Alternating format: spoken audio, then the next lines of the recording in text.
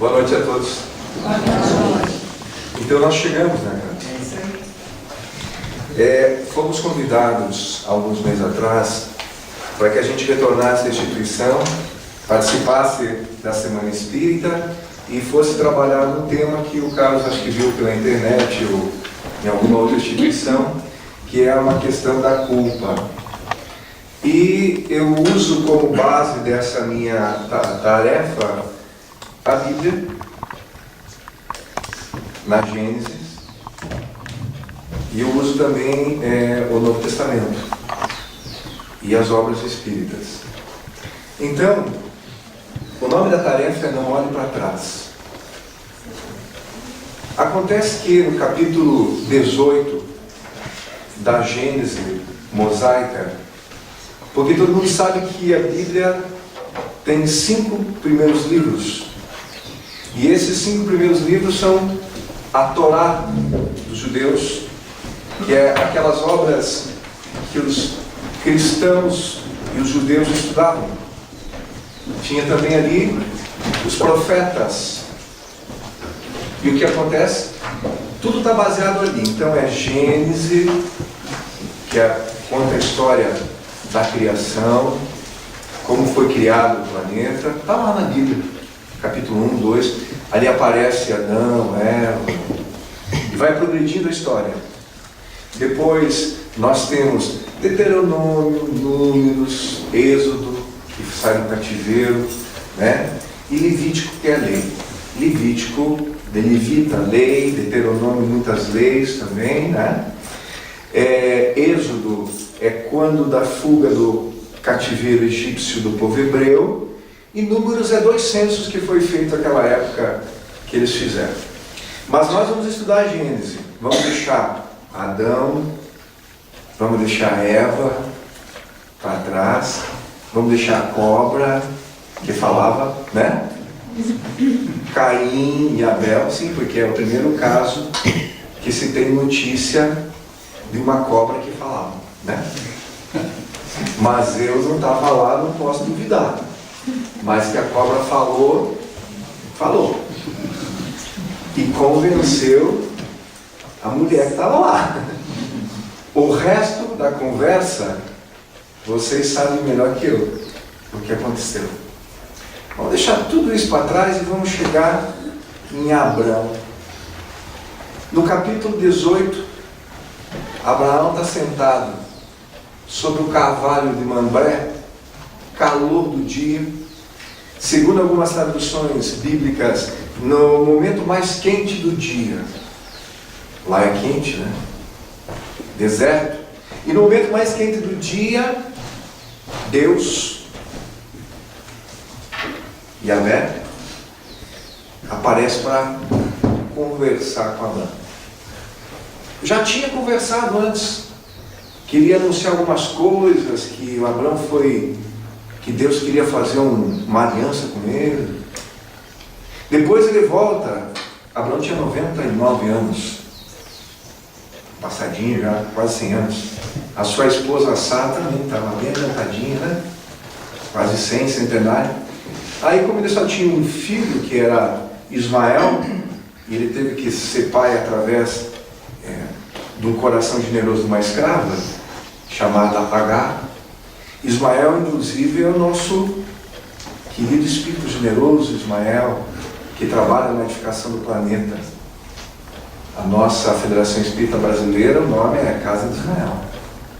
Ismael foi fazer uma das 12 tribos, buscando a outra parte do entendimento religioso do mundo. Mas eles queriam, a Sara queria ter um filho também, mas ela estava já com 90 e poucos. Hoje as mulheres com 40 já desistem, 100, 90 já era. As que ficam. Mas ela está com 90, e lá conta que ele está com também, quase centenário. E Yahvé vem anunciar para ele que ia ser pai, durante o próximo ano ia ser pai. Da patroa, Sara. E ela com o pote, mas ele veio anunciar. Mas veio ele e 2 anjos. Aí desceram ali, apareceram aqueles luminosos, e Abraão está sentado embaixo do carvalho de Mambré, um calor E viu que veio Yahvé de novo e disse, que bom, Deus veio me visitar de novo. Já tinha vindo antes. Que bom, gosto de conversar com ele. Ele está se acertando aqui com as conversas. Aí, Abraão já perguntou, bateu palma assim, já disse, por favor, vocês querem comer alguma coisa? Estou com fome. Sim, qualquer coisa. Daí pediu para fazer 3 partes de farinha, já pediu para matar um cevado. Vocês ficam aí, sentem, descansem, vamos fazer uma refeição, vamos conversar. Aí conversaram, fizeram a refeição e Yahvé disse para Abraão, está lá no 18, tá? Vocês leem a historinha lá. E Yahvé disse para Abraão assim, eu te dizer que tu e a tua esposa e Sara estavam se escutando, meio temerosa. Daqui a 1 ano vocês vão ter um filho. O filho que tanto sonharam em vocês vão ter. Daí ela disse, mas como posso, uma mulher tão velha? Mas desculpe de eu duvidar do Senhor. Se o Senhor está dizendo, é porque é para ter. E sucedeu-se. Aí ele notou que de repente os 2 anjos que estavam junto com Yahvé levantaram e despediram, Senhor, temos que ir. E Yahvé não queria que Abraão soubesse para onde eles iam, e também depois, né? Aí Deus tentou conversar mais alguma coisa, e Yahvé tentou conversar mais alguma coisa ali, e os anjos foram. Senhor, para onde eles foram? Abraão, eles foram até Sodoma. Lembra de Sodoma e Gomorra? Eles foram até Sodoma. É uma cidade de impenitentes, foram dar os últimos avisos lá. Mas, Senhor, o que vai acontecer com a cidade? É uma cidade de impenitentes e ela precisa talvez ser destruída. E Abraão chocou-se, perguntou para Yahvé, Senhor, mas por ventura, se lá em Sodoma tiver 50 justos, no meio de toda aquela gente, o Senhor vai destruir a cidade assim mesmo, se tiver 50 justos? E Yahvé respondeu para ele, não, logicamente que não. Eu não destruirei a cidade se tiver lá 50 justos. Mas Abraão era assim, ele foi cutucando. Mas Senhor, vai que não tenha 50 justos. Penso que talvez só tenha 45. O Senhor vai destruir a cidade se tiver 45 justos lá? Não, por 45 justos eu pouparei a cidade. Mas Senhor, vai que só tenha 40. Daí Yahvé, a mesma cara, não, Abraão, por 40 eu vou poupar a cidade. Senhor, mas eu fiquei meio preocupado. E se tiver só 30, o Senhor vai fazer tudo isso que choca meu coração? Não, se tiver 30, com certeza nós deixaremos a comunidade seguir adiante. Senhor, você me desculpa a insistência, mas se só tiver 20 justos na cidade, o Senhor vai destruir a cidade assim mesmo?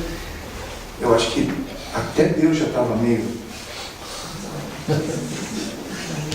Não, se tiver 20, Abraão, eu também pouparei. Senhor, a ultimazinha, a ultiminha, você hoje, a última, não peço mais. Mas se o Senhor não achar 20 justos lá, se tiver só 10, o Senhor vai destruir a cidade? E Yahvé respondeu, Abraão, não. Se tiver 10 justos, eu pouparei. Nisso, você foi, Yahvé. Abraão ficou lá, olhando para aquela cidade, porque Abraão ficava no alto. Sodoma era longe, assim, você notava. Ele ficou olhando para a cidade preocupado. Chegaram os 2 anjos, 2 estranhos, na cidade de Sodoma, e foram procurar um homem chamado Ló, que era companheiro de Abraão. Porque naquela cidade de Sodoma, sabe quantos justos tinha, segundo eles? Só um. E o nome era Ló. Foram procurar Ló. Ló, somos anjos do Senhor, temos por parte de Yahvé. Prepara tuas coisas, convida os teus e retira-te da cidade, porque ela será destruída. Que dizes? Ló era velhinho. O que dizes? Se Abraão era companheiro, também estava naquela idade. Que dizes? A cidade será destruída. E Yahvé nos mandou avisar-te para te recolher, porque dentro de breve, em poucas horas, a cidade será destruída. Aí Yahvé, Ló disse, vamos para minha casa. Quando foram para a casa dele, vocês posem aqui, vou fazer uma janta. E Ló tinha uma esposa e 2 filhas, virgens. E os anjos estavam ali, os homens de Yahvé estavam ali. E as pessoas da cidade, os homens da cidade, descobriram que estavam ali e queriam saber quem eram os estrangeiros que estavam ali. Bateram a porta e queriam que os estrangeiros viessem para fora para conhecer, para ter uma conversa. E ali estavam velhos, adultos, crianças. E Ló disse assim, não, se eu tiver que ir, eles não vão. Eu posso mandar minhas filhas virgens e vocês podem fazer o que quiser com elas. Agora, com eles, 2, vocês não vão fazer. Os homens disseram, nós vamos invadir a casa. E nisso, os anjos fizeram uma prece. Todos que estavam lá, segundo o capítulo 18 e 19, ficaram certos. Dormiram. No amanhecer, os anjos acordaram Ló. Ló, apressa-te. Pega tuas 2 filhas, tua esposa, os teus genros. Foi convidar os genros, pretendentes a gente, não aceitaram, achar que o velho estava louco. Não foram atrás. Aí os anjos disseram assim, Ló, apressa-te, pega alguma coisa e vá. Para onde eu vou? Quem sabe eu vou a tal lugar? Suba, pode ir lá. Pode ir àquela cidade. Fique naquela aldeia. Suba, saia. E Ló pegou a esposa, pegou os filhos e estava indo. E convidou, vocês não vão? Os anjos do Senhor disseram, nós não podemos, nós ficaremos. Aí os anjos apressam-te, corram, subam. E mais uma coisa, não olhem para trás. E estavam indo. E foram indo. E começaram a chegar perto, subindo o morro. O morro, começaram a sentir explosões, cheiro de enxofre. Mas como o anjo recomendou, não era para olhar para trás. E eles foram subindo. Quando estavam chegando perto da cidade, perto do novo lugarejo para onde eles iam se abrigar momentaneamente, a mulher não se aguentou e olhou para trás. Pergunta que eu faço para vocês: ela foi transformada numa estátua de sal. É assim que a gente fica quando a gente olha muito para trás. Quando a nossa cabeça fica muito no passado. Quando não esquecemos certas questões que precisamos urgentemente deixar no lugar que tem que estar, que é lá. Porque, na verdade, o passado não existe. E o futuro também não existe. A única coisa que nós temos, que Deus nos dá, e é a única coisa que Deus nos dá, é a hora de agora. Nós só temos o momento presente. O passado passou, não volta mais. Ninguém pode voltar para trás. E o futuro não chegou. Ninguém pode ir para lá sem viver agora. Quem vai definir o futuro de todos nós é nós agora. E eu vejo que muitas vezes a gente se prende muito às questões passadas. Eu vejo que muitas vezes, não que não se deva, a gente exageradamente fica vivendo num plano que a gente não pode hoje, que é no futuro. O único momento que cada um de nós tem é o de agora. É o de agora. O que você já semeou para trás, já semeou. Agora tu vai colher. E tu vai plantar. Ficar sofrendo muito com o que ficou, não adianta. Ficar carregando processos de culpa e responsabilizando não é um método muito eficaz de conseguir correção e seguir o futuro. Dr. Sérgio Lopes, nosso companheiro da Federação Espírita do Sul, ele sempre diz que nós temos que trocar sentimento de culpa que nós carregamos, trocar sentimento de culpa que nós temos, por sentimento de responsabilidade. somos sim, todos aqui, responsáveis por tudo o que nós fizemos. E tudo o que nós fizemos, temos que dar conta. Não adianta chorar. Quem planta, colhe. Eu até separei, porque eu adoro, eles já conhecem, quem já veio aqui. Eu gosto muito de Kardec, muito. Amo Jesus. Eu adoro de fazer todas as minhas tarefas, relembrando aos corações que ficam comigo durante um tempo, como vocês estão, do Evangelho que Jesus trouxe para nós. Porque o Evangelho não é de Jesus. O Evangelho é de Deus. Jesus foi o portador dele para a humanidade.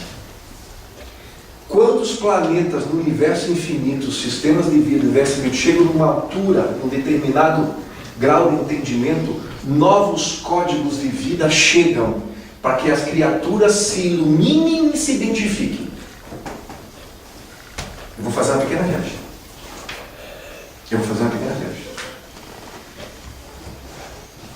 Nós temos leis.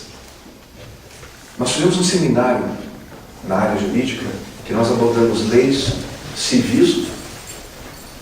Os juízes e advogados falavam e nós abordávamos leis divinas. Era assim que funcionava. Mas tem leis que assim, mais ou menos, há perto de 8.000 anos atrás, 8.000 anos antes de Jesus, 10.000 anos atrás, o código era mais ou menos assim, era tribal, mais ou menos, né? Era as comunidades. Eu invadia a aldeia, a família do Carlos, e por causa de qualquer coisa matava alguém. Eles pegavam, de vez vinha aqui me pegar e me matar, eles matavam todo mundo que achavam. Aí era desproporcional a agressão. Depois, quando surgiu, e está na Estela de Pedra, aquele código de Hammurabi, ou de Talho, que é o código de Talho, tal e qual Talho, que é, eu não me recordo nem, vou pedir ajuda. Olho por olho, dente por dente. Graças a Deus. Né? Olho por olho, dente por dente. Quando veio aquilo, já era uma coisa avançada, já era uma coisa, graças a Deus, estão pelo menos equilibrando as coisas. Quer dizer, olho por olho, dente por dente. Você matou, morre. Você roubou, corta braço. E naqueles livros de Deuteronômio e Levítico tem muito dente por dente, olho por olho. Isso aqui, segundo o nosso querido Nelson Mandela, se na África do Sul, e aqui no Brasil posso usar também, se aqui no Brasil valesse dente por dente, ou olho por olho, dente por dente, se aqui valesse olho por olho, dente por dente, ia ser uma terra de banguela e cego. É verdade. Se valesse isso, olho por olho e dente por dente, ia estar todo mundo banguela e cego. Porque não tem anjo aqui. Não adianta. Espíritos perfeitos lá em cima. Aqui somos imperfeitos. Imperfeitos é aqueles que ainda tendem a praticar o mal. E a gente se aborrece com isso. A gente não dá o direito, muitas vezes, da pessoa ser quem ela é. E quero dizer para vocês, todos aqui, queridos amigos Garibaldi, Região, nós aqui, você é o nome?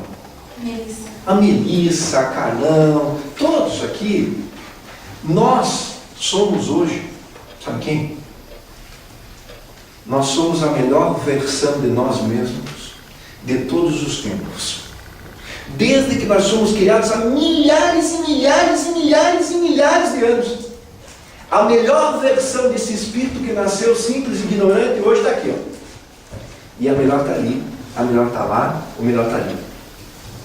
Você é a melhor versão de você mesmo pela romagem do tempo infinito. E se você está matriculado num mundo que trata, no capítulo 3 do Livro dos Espíritos, como mundo de provas e expiações, e mundos de provas e expiações são mundos compatíveis a espíritos imperfeitos, é porque você carrega imperfeições. Bom, se você carrega imperfeições, naturalmente o seu esposo, a sua sogra, o seu cunhado, o prefeito, o Temer, o Lula, o Moro, o Neymar, escolha. Quem quer que seja, também carrega imperfeições. Somos todos imperfeitos. Mas nós temos um problema gravíssimo. Nós, porque nós somos viajantes que vivemos coletivamente para a cooperação. A gente ajuda quem precisa e as pessoas que nós precisamos de ajuda nos ajudam e os benfeitores nos ajudam também. Aí é um sistema de cooperação, porque o Espírito foi criado para progredir e fazer progredir. Então você tem tarefa de progresso, de iluminar teu coração, de se tornar melhor, de se tornar mais luminoso possível, mas também esse processo é com o próximo. Mas a gente gosta muito de vez de fazer as análises, olhando em nós, aonde aperta o sapato, aonde há sombra, a gente não faz. A gente adora fazer isso no outro. E por isso que Jesus lá no Evangelho diz, a gente enxerga um cisco no olho do outro e não vê uma trave que está no seu. Primeiro ensinamento do Evangelho que eu gostaria que vocês levassem para a eternidade é esse, que vocês já escutaram. Mas só que também escutar, a grande maioria de nós escuta e não está ligado e deixa passar. E vai chegar um momento que a vida vai convidar para pensar nisso. Pensar nisso. Né? Então a gente gosta muito de cuidar dos outros. Mas somos espíritos imperfeitos. Há 10 mil anos nós reagíamos com mais violência. Aí depois o código de Hammurabi me equilibrou. Dente por dente, olho por olho. Bom, né? Não melhorou? Melhorou? Mas você não falaram que se fosse hoje era todo mundo cego do banguela? Melhorou, mas não é bom. Aí, Moisés, nos livros, fala muito disso. Se uma mulher e um homem foram pegos assim, pegos assado, se um roubar faz isso, se outro isso, outro isso. Eram as leis. Detalhe, tá legal. O primeiro movimento que Moisés traz, ele trouxe 2 leis. Moisés traz, foi um avanço. Quando Moisés chegou, foi um avanço. Ele trouxe 2 leis, liberou o pessoal do cativeiro do Egito e trouxe 2 leis. A lei civil, que daí eles estavam lá em bastante gente, ele tinha que se organizar, como é que funcionava isso, como é que funcionava aquilo. E trouxe a lei divina. Vocês conhecem a lei divina que Moisés trouxe? Vocês conhecem? Já tiveram oportunidade de ler? Já? Quantas são? Os 10 mandamentos. Quem foi no catecismo sabe. 10 mandamentos. Começa com Deus e vai descendo. 10 mandamentos. Pega os 10 mandamentos e vê se o teu coração está seguindo os 10. Desculpa. Mas esse é um código de leis para um homem que viveu há 3.600 anos. Se você achar que tu consegue, era para um homem de 3.600 anos. Código para aquela época. Era para aquela época? Anunciaram aquela época. 3.600. Vamos ver se nós estamos conseguindo os 10. No futuro, quem sabe eu venho falar de onde saíram esses 10. Ah, mas ele recebeu do céu. Não é bem assim. Era médium? Era. O senhor era. Né? Aí tem muito a ver com o código dos mortos, lá dos egípcios. O código do morto era o seguinte: quando pesava o coração de alguém que morria, se pesasse mais que uma pluma de ganso, não prestava. Então, tinha umas coisinhas. Mas fica para trás, senão eu não consigo vencer o meu assunto. Aí nós tínhamos que conversar mais tempo. Mas assim Moisés trouxe os 10 mandamentos. Tanto que se você abrir o Evangelho segundo o Espiritismo, quando você pega no capítulo 1 que diz assim, não vim destruir a lei, o primeiro que tu encontra é os 10 mandamentos. Então, os 10 mandamentos mosaicos é a primeira parte da revelação cristã. Processo de desenvolvimento do Cristo. Mas ali nos 10 mandamentos tinha aquilo, mas tinha a lei civil que eles usavam muito tal e qual. Dentro por dentro, outro por outro. Quando Jesus encarna no planeta, na manjedoura, ele vem para trazer para nós o Evangelho divino. Já é um código de vivência mais avançado. Não era para esquecer os outros, mas é um código de vivência mais avançado.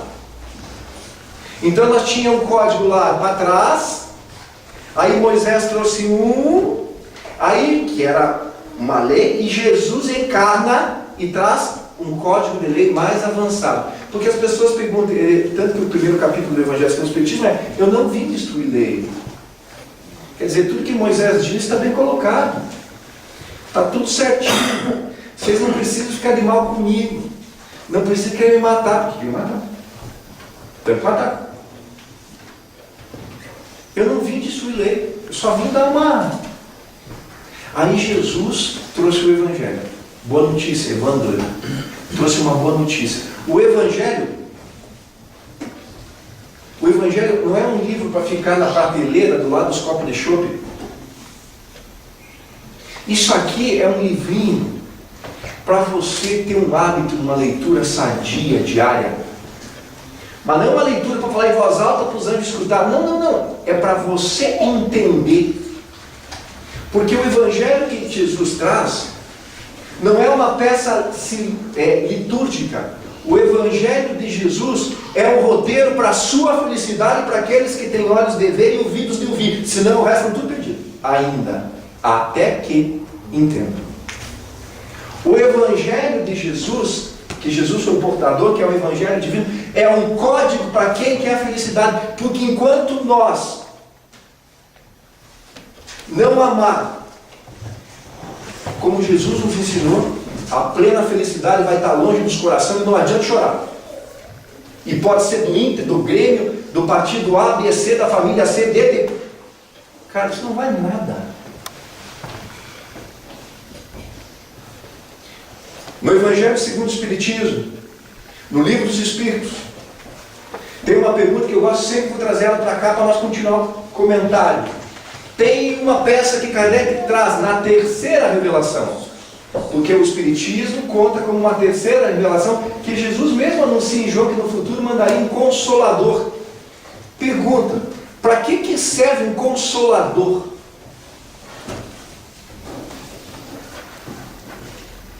Posso desmaiar para lá de cá ou vocês preferem? Para consolar. Ah, que bom. Mas consola, quem precisa de consolo? Vocês querem viajar pelo Evangelho? Quem precisa de consolo? Capítulo 5, segundo Evangelho segundo o Espiritismo. Os aflitos. Quem são os aflitos? Nós. Porque estamos sempre em aflição. Nós temos sempre em aflição. Aí o Consolador, que é a terceira revelação, ele vem consolar. Aí ele pega, eu separei aqui para vocês, não sei se eu vou usar, porque o relógio é meu inimigo. Eu comecei 8 e lá 7, já estamos com... E passa. O espaço e tempo muda, porque a gente se interpreta. Eu me interpreto falar, e vai que você se interprete e ouvir. Não sei. Por quê? Porque é uma questão de interesse. É uma questão de interesse. As pessoas sempre me pedem, quando a gente faz trabalho assim com estudantes, né? As pessoas dizem para mim, nossa, eu conheço você e tantos outros, você tem uma cabeça privilegiada, consegue guardar tanta coisa. Eu digo, mas você está errado, você também tem. Eu não, sou uma burra. Eu digo, mas uma fofoca tu não esquece.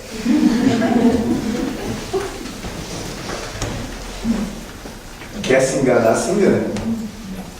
Pessoal, para mim, ninguém tem que provar nada, nem para Deus. Ninguém engana os outros. Ninguém faz mal para os outros. Cada um faz mal para si. Você faz o que você quiser. Porque o plantio é livre, a colheita é obrigatória. Depois não chora. Bem-aventurados os aflitos. E depois eu leio, não chora. Não adianta. Eu gosto muito lá em Lucas capítulo 15. Lá é muito bacana. Vocês têm aquele livro em casa, a Bíblia, né? Pega lá. Qualquer uma tá bom, tá? Tá jóia. Porque Bíblia é livros. Aí eles juntaram os livros dos judeus com o Novo Testamento dos cristãos, porque eles estavam tudo de mal e eles bem ficaram de bem. Aí vamos fazer um livro só. Aí os romanos e os gregos entraram com estátua, com imagem, com taça. Aí deu o que deu. Tá tudo certo, pessoal. A Bíblia é um livro profundo, fantástico, só que tem que ter coisas. Para você entender o que está escrito, você precisa de algumas senhas. Se não tiver as senhas, você não compreende. Você não compreende as senhas. Como se consegue as senhas? Eu vou ensinar. Eu vou ensinar. Tem muita gente assim, eu não tenho capacidade disso, nem daqui, nem daquele outro. Vocês têm. Não, gente. Só teve um gênio. Comparado a nós, a mim, só teve um Einstein, que usava mais ou menos 12% da capacidade. Segundo a média da humanidade, a gente usa 8,5% a 9% da nossa capacidade neuronal. Tem muita coisa. E as pessoas dizem, mas eu não consigo guardar nada. Eu sempre digo. Eu falei, mas tenta, força. Estou começando a te dar senha. Bate que abre. Procura que acha.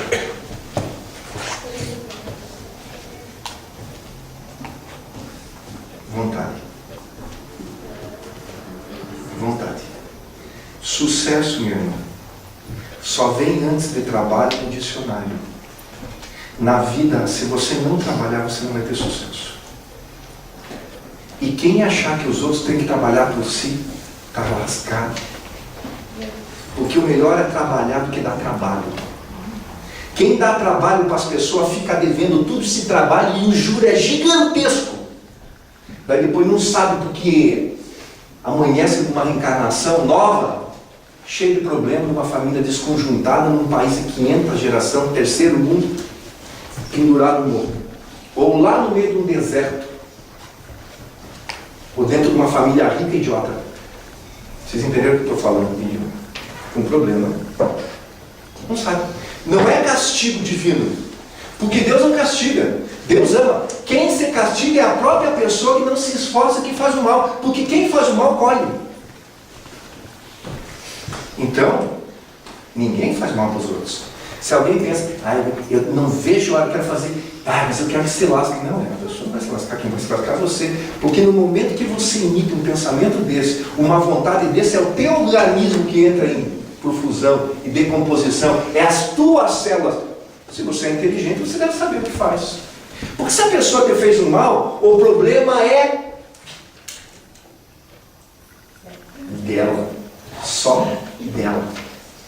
Porque ela que vai prestar conta. E se Deus permitiu que alguém fizesse um mal para você, ele seria injusto se você sofresse alguma agressão sem devê-la.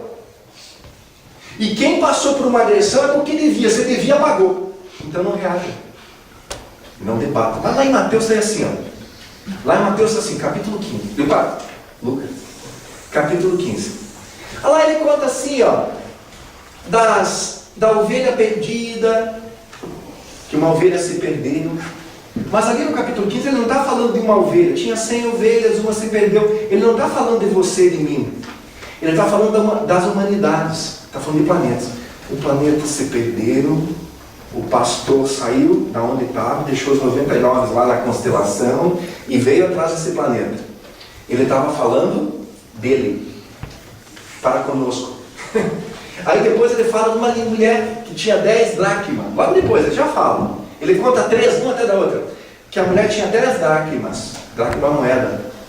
E ela perdeu uma. E ela ficou bem louca para achar uma, varreu a casa, varreu, até que achou. Quando achou, ficou feliz com as amigas, achou a moeda. E por fim ele conta a parábola do filho pródigo.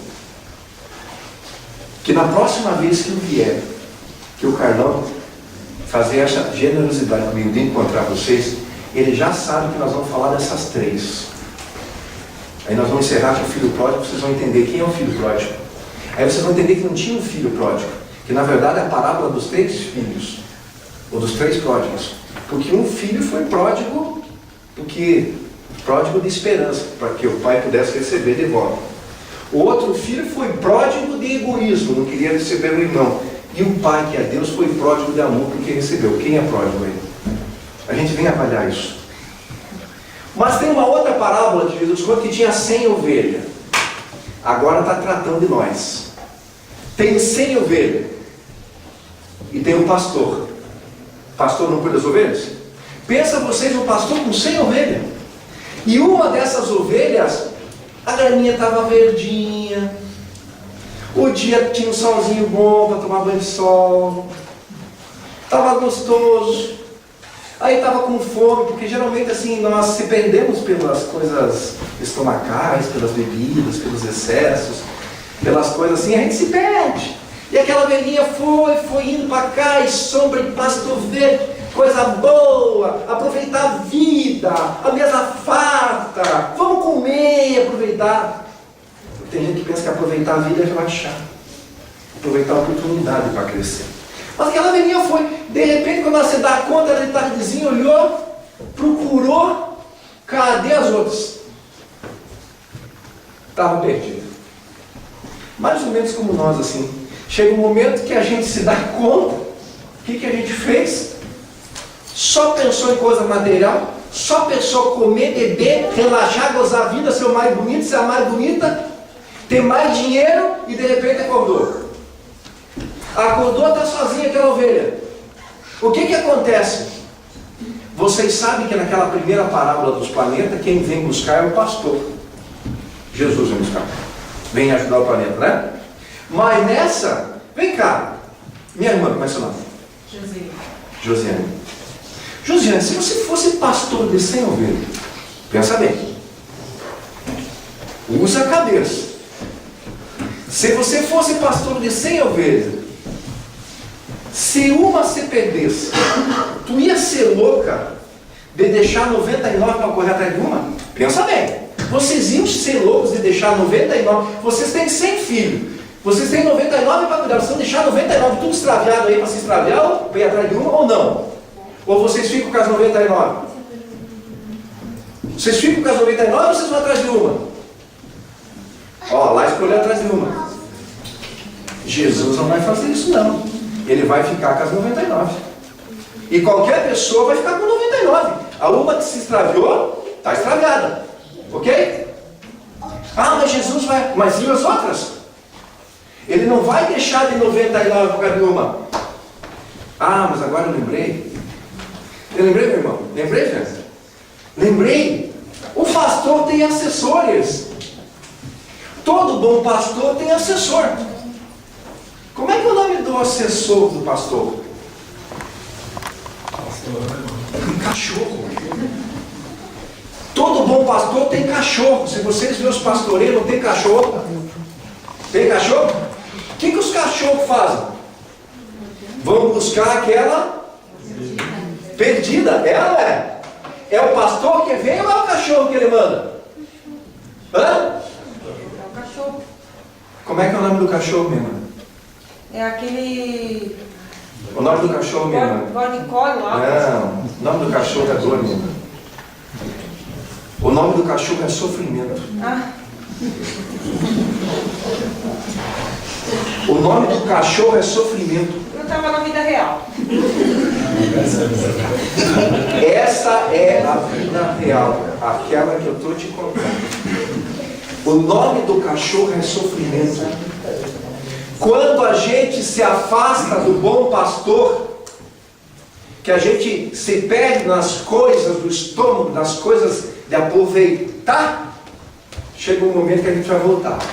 Não é Jesus que vem. Ele manda o cão. E o nome do cão é sofrimento. E pelo sofrimento nosso, a gente volta para onde a gente nunca devia ter saído. Então, todo o sofrimento que nós temos é para nos colocar de volta no caminho do bem. Porque Deus não castiga. Deus ama. Quem se castiga é o espírito imperfeito em si. E quem planta colhe. É interessante. Porque a gente adora culpar os outros. Adora culpar o governador. Adora culpar o presidente. Adora culpar o esposo, a esposa, o filho. Parece que a gente não tem nada a ver com isso. É só culpa dos outros. E muitos de nós usam a culpa um modo eficaz, assim, para a gente meio se esconder das coisas. Os processos de culpa. E tem muito de nós que não esquece uma mágoa jamais. Uma pessoa fez qualquer coisa, não esquece nunca mais. Não pode mais ver a pessoa na frente. Eu não posso nem ver aquela pessoa. E eu digo, mas como tu é tolo? Olha o poder que tu está dando para uma pessoa. Aí tem gente de nós que diz assim, eu estou com uma raiva tão grande dentro de mim. O que vocês acham que raiva faz dentro de nós? Lubrifica a célula? Lubrifica o coração? Auxilia os rins, o baço? Aumenta a capacidade de visão? O que raiva faz dentro de nós, a não ser destruição? E a pessoa diz, estou com uma raiva tão grande de mim. Olha lá, se tivesse ainda dentro de um pote de Nescafé em cima da... E quando tu quisesse ficar com raiva, você comesse uma colherzinha. Não, está armazenado em você, só criando dor e sofrimento. E a gente se acha inteligente. E eu trouxe para vocês um livro aqui, chamado Renovando Atitudes. É um espírito de Hamed, que diz o seguinte: culpar não é um método educativo, porque toda vez que tu culpa teu filho, você não está educando, você está penalizando. Culpar não é um método educativo, nem tampouco gerador de crescimento. Ficar culpando pessoa não vai fazer bem nem para você, nem para sua empresa, nem para sua família, nem para ninguém, por favor. E está o espírito de Hamed dizendo para nós, vou repetir, não adianta culpar o árbitro que não deu pênalti, né?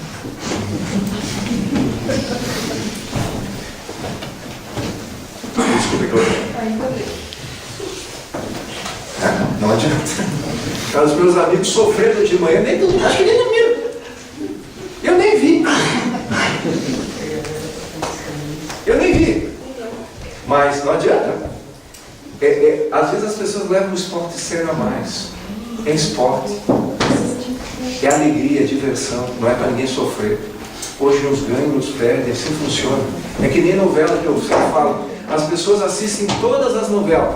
E aí eu acho interessante, as pessoas guardam o nome de artista, com quem é casado, com quem não é casado, decoram revista de fofoca. Os meninos, eles pegam aqueles livros de futebol, você pega os meninos hoje, eles sabem, decorar os nomes de time, ó. Aquele time lá, aquele tio lá que é fulano, foi até esse grande, daí esse foi para esse deu um chute nesse. O Neymar, ele namorava a Bruna Marquezine, agora não tem mais chute. Aí as pessoas dizem que elas não guardam nada. É que assim, eu sempre falo, eu comecei a falar assim, tem pessoas assim, mas Dindo, eles me chamam de vez em quando de Dindo, vocês têm capacidade de entender. Eu falei, mas minha irmã tem que ler, antes de dormir, dá uma lida, quando eu vou dormir, eu não consigo ler. Por que não consegue ler?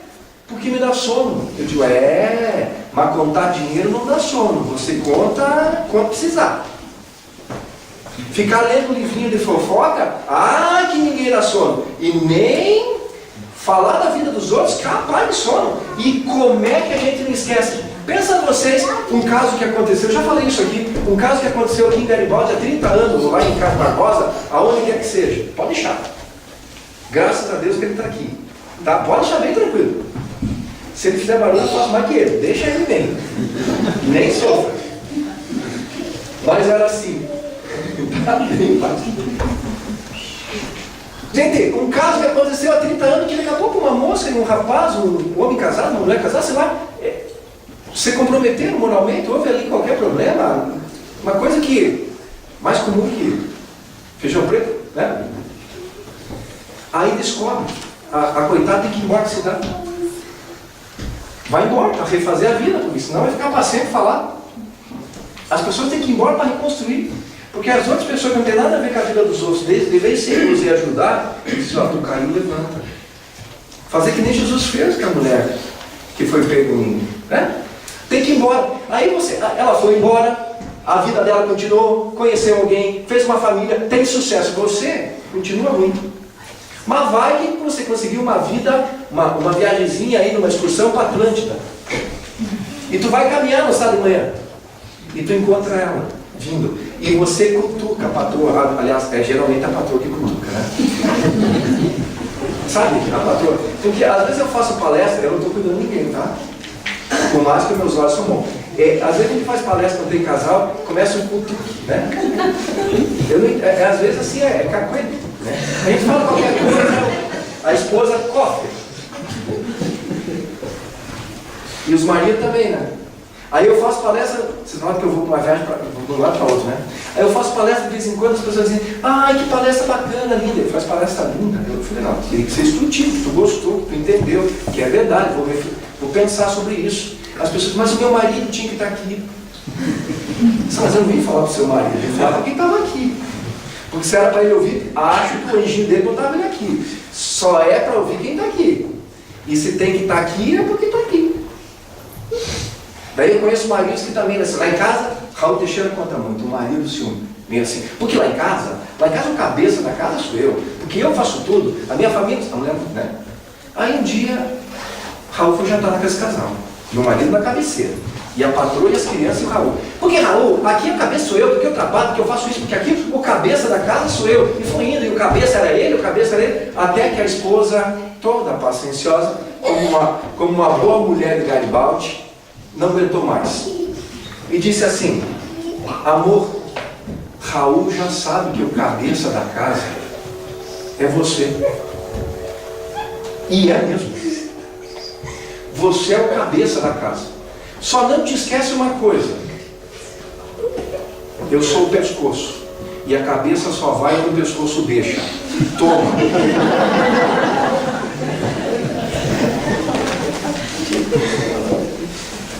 E é assim. E a gente vai. E aí a gente não consegue ler, porque dá sono, porque mas falar dos outros não dá. E aquela pessoa que faz 30 anos que você viu, que ela cometeu aqui, como é que depois de 30 anos você não esqueceu uma maldade? Como é que você não esqueceu um tropeço de ninguém? Como é que não esquece? Então você não tem capacidade de guardar? Todo mundo tem uma inteligência, só que a gente guarda aquilo que interessa. E conhecer a si mesmo ninguém gosta. E o modo, na pergunta 919 do Livro dos Espíritos, qual o modo mais prático e eficaz para se melhorar dessa vida e evitar o arrastamento do mal? Qual é o modo mais fácil para parar de sofrer? Conhece a você mesmo. Você conhecendo onde é que tem sombra em ti, você vai trabalhar. Vai trabalhar em você. Para encerrar, ele diz assim, Hamed, culpar então não é o método educativo, nem tampouco o gerador de crescimento, mas o meio de induzir as pessoas a não se responsabilizar pelas suas atitudes. Então não adianta ficar culpando. Não ajuda. Em muitas oportunidades encontramos indivíduos que teimam em culpar os outros, acreditando ser muito cômodo representar o papel do injustiçado, de perseguido. Tudo é culpa dos outros. Tudo é dos outros. É do patrão, é do tempo, é do árbitro, é não sei de quem. Sempre culpa dos outros. Colocam os seus erros sobre os ombros das outras pessoas. Eu não. É o outro que fez. É o meu marido. É a minha esposa. Sempre os outros. Da sociedade, da religião, e a gente coloca a culpa até nos espíritos obsessores. Ah, hoje eu não estou bom porque eu estou obsediado. Não, tu tá bom porque tu não é bom. Tá.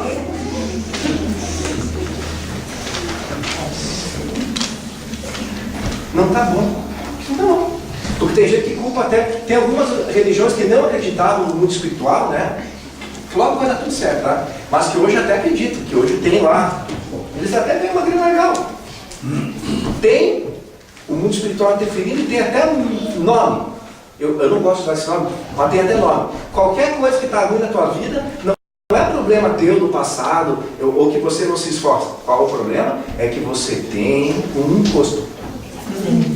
E você resolve afastamento desse encosto encostando um cheque, né? Vamos ser sensatos, pessoal. Nós estamos em 2017, vamos parar de ser ingênuo. Vamos parar de ser ingênuo. Jesus nunca falou em dinheiro. Quando ele falava era uma moeda de César. E no Evangelho, no Espiritismo, diz assim, e Jesus dizia no seu Evangelho, dai gratuitamente o que gratuitamente tu recebe. Alguém cobra um centavo de você? Não. Dá de graça o que de graça tu recebeste. Mas tem gente que até os obsessores culpam. Nada está dando certo. É um encosto. Acho que eu estou... Aí a pessoa está mal, comeu sagu com creme. Tomou 2 copos de vitamina de banana, é culpa dos obsessores. Passa mal. A gente teima em culpar os outros. É excessivo demais isso. Aí diz assim, dar importância às culpas é focalizar fatos passados com certa regularidade, sempre nos fazendo lembrar de alguma coisa que sentimos ou deixamos de sentir, que falamos ou deixamos de falar, que permitimos ou deixamos de permitir, desperdiçando aquilo que eu falei. Momentos felizes no agora. Qual é o tempo que vocês têm? Esse. Se vocês ficarem nesse tempo aqui, pensando nos outros, perderam tempo. Pensando mal nos outros, perderam tempo. Sintonizaram com o mal, recolhem o mal.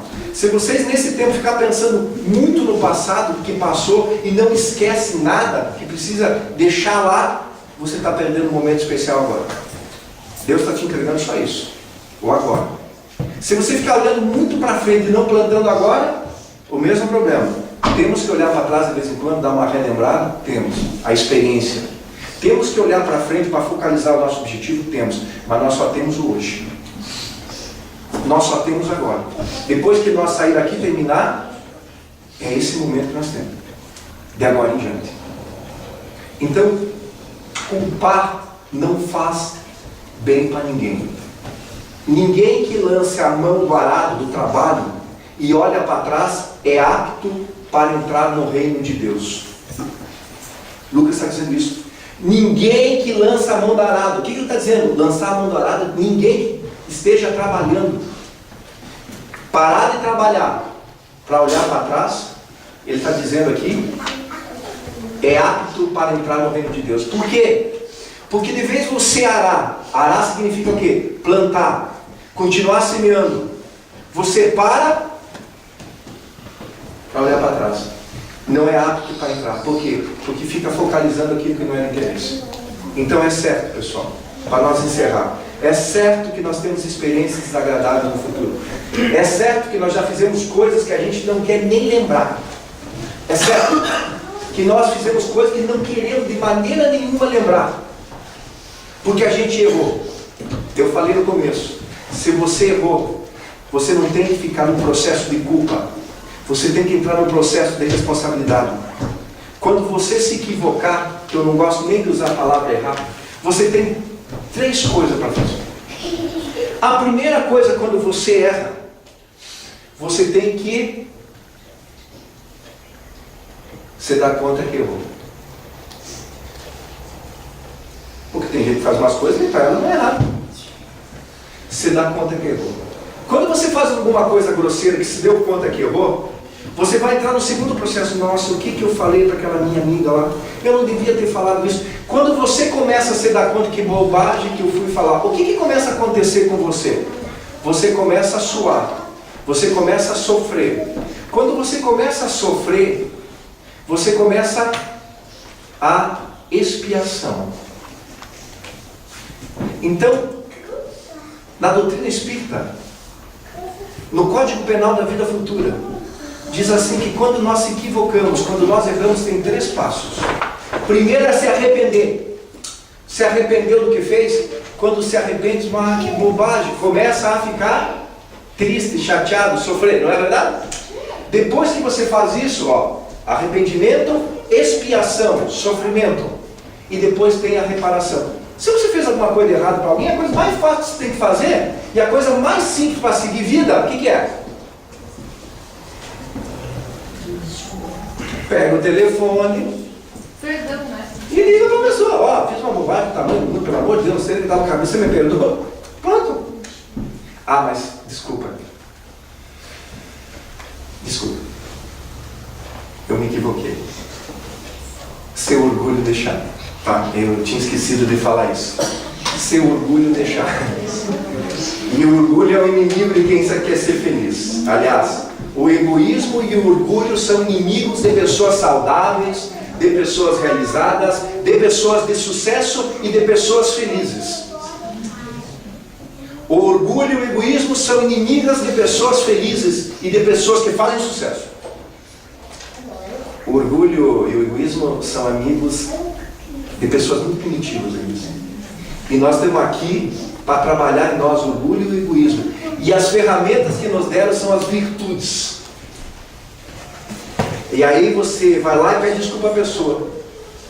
Pronto, você pediu desculpa, a pessoa aceitou, está pago? Não.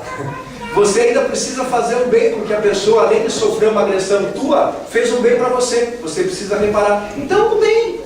O amor cobre uma multidão de pecados. Jesus, na parábola do semeador, falou que uma semente boa caiu sobre um terreno bom e ela deu 100 por 1, 60 por 1 e 30 por 1. Então eu entendo que cada ato de bem que nós fizer,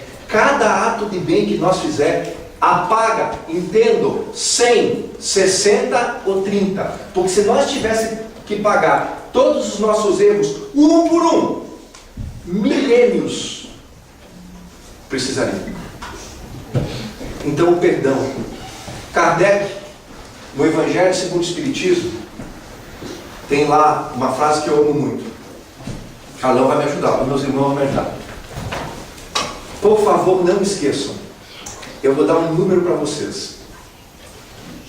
886 é o número. Depois eu dou o endereço. É só o número. O endereço vem daqui a pouco.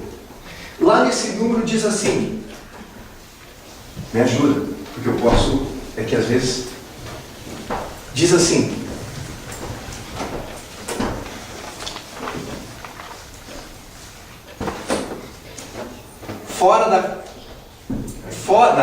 fora do Espiritismo não há salvação. É isso? Não, peraí. Vocês estão querendo me enganar. Não é fora do Espiritismo não há salvação? O Espiritismo não salva ninguém? Não é, né? Não. Como é que Kardec cunhou? Fora da caridade. Fora da caridade. Então o Espiritismo, não, ele precisa da caridade. Não adianta vir na casa espírita 5 dias por semana, chamar todo mundo de irmão, chegar em casa e pregar o pé na patroa. Não adianta, né? Sair daqui, passar a perna na primeira pessoa que você encontra, falar mal de todo mundo, mas aqui dentro chega ali evitar. Adianta? Não. Porque eu sempre falo para os médiuns, quem é médium 24 horas por dia, onde você estiver. Não é só dentro da casa espírita.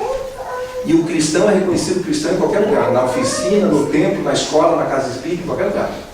Então, fora da caridade não há salvação. Não é porque eu acho que vou para o nosso lar. Eu faço 3 palestras por semana, estou com o nosso lar garantido. Confia que dá. Fora da caridade não há salvação. Não é isso? Eu dei um número. Como é o número? 886. O endereço é Livro dos Espíritos, questão 886. No Livro dos Espíritos, na questão 886, já estou dando um beijo no coração de todos vocês, se pudesse abraçá-los e abraçar. Tem uma pergunta que eu acho fenomenal, que diz assim: qual o sentido da palavra caridade? Como entendia Jesus? Não é como entendia eu, não é como entendia Calão, não é como entendia fulano e tal. Ele quer saber, Kardec só quer saber o seguinte: o que Jesus entende por caridade? Porque Jesus falava em caridade. E Jesus falava uma outra palavra que eu gosto muito. Vocês estão cansados? Não. Que bom. Jesus falava de uma outra coisa que eu gosto muito, que se chama compaixão. Porque lá, quando caiu lá o samaritano lá que ajudou o rapaz caído, ele usou da compaixão. Outra pessoa usou da compaixão. Na parábola do filho pródigo, usa da compaixão. Vocês sabem o que é compaixão? Eu acho que o que define é amar uns aos outros como eu vos amei. Compaixão é o seguinte, minha irmã. Ajuda o que você disse. Compaixão é o seguinte. Sabe o que acontece? A gente é assim, já está com o coração mais tranquilo. Mas a gente passa, sai daqui, vai ali no centro de Garibaldi daqui a pouco, e a gente vê numa sinaleira dois irmãozinhos pequenos, sem condição, passando frio, passando fome, pedindo uma esmola, ou ali passando uma necessidade embaixo de uma marquise. Aí você olha aquela cena, que está acenando para você. Você olha para aquela cena, mas você olha, se entristece, certo? Fica, né? Se sente penalizado, fica com pena. Fica com pena? Chega em casa e diz assim para o teu esposo: ah, fiquei com pena tão grande de duas criancinhas que estavam embaixo da marquise. Ficou com pena? Você fez alguma coisa? Só ficou com pena. Foi para casa e ficou com pena. Ah, eu sou uma pessoa boa, fiquei com pena. Tá, e daí? Pena o quê? Pedra morta, letra morta. Compaixão não. Compaixão, o Dalai Lama, os budistas usam muito. Compaixão é usar da compaixão. Usar da compaixão é o seguinte: é você ficar com pena, olhar a cena, sentir pena, parar e ajudar. Fazer a tua parte, porque Deus ajuda os homens pelos braços de outros homens. E braços inúteis. Então são tarefas nossas. Para nós encerrar. 8. Rua. Livro dos Espíritos 886. Qual o verdadeiro sentido da palavra caridade como entendia Jesus? O que é caridade? Se fora da caridade não há salvação, o que é tal de caridade? Resposta dos benfeitores: benevolência para com todos. Tem que ser bom com todo mundo. Todo mundo. Todo mundo. Não é todo mundo menos a sogra. É todo mundo. Indulgência para com as imperfeições alheias. Benevolência com todo mundo. Quem é bom para os outros é bom para si. Quem é mal para os outros é mal para si. Planta treva em si. Benevolência para com todos, indulgência para as imperfeições dos outros e perdão das ofensas. São os três. Você reconhece a pessoa caridosa por ser boa, ser indulgente pelas fraquezas e pelas falhas dos outros e ajudar quem cai e perdoando todas as ofensas. Eu acho que nós já temos bastante coisa para nós levar para a nossa casa nessa noite. Não é verdade? Ninguém sabe o que aconteceu com Sodoma. Mas a ciência está começando a comprovar que pode ter acontecido lá um fenômeno de uma explosão. Pode ter sido um vulcão, mas até uma explosão de um corpo celeste que às vezes se explode antes de atingir certas coisas. Com certeza, não foi Deus que apontou o dedo. Mas tudo que acontece tem um motivo útil. Até aquele submarino hoje. Até aquele incêndio na Kiss. Até aquele fogo no circo em Niterói. Até aquele fogo no edifício Joelma. Até aquele avião dos meus amigos que caiu em São Paulo. Tudo tem um motivo. produtivo, justo e que é bom para aqueles espíritos que passam por essa experiência. Difícil, quando acontecem coisas assim, é com quem fica. Porque a dor fica. E uma moça que perdeu, e ela diz, perdi meu pai. Mas como eu conhecia bastante ela, eu perguntei, aonde? E elas, como? Ele morreu? Não, você disse que perdeu, eu perguntei aonde. Porque nós não perdemos quem nós amamos. A gente perde relógio, caderneta, telefone, endereço. As pessoas que nós amamos não se perdem, elas continuam vivendo no mundo espiritual. Vocês sentem saudade de alguém que já se foi? Sim. Vocês sentem? Muitos deles estão aqui. Vocês sentem? Sentem? Sim. Um beijo no coração de vocês. Saudade é amor que fica. Continuem amando. Evitem o mal e façamos o bem. Que assim seja.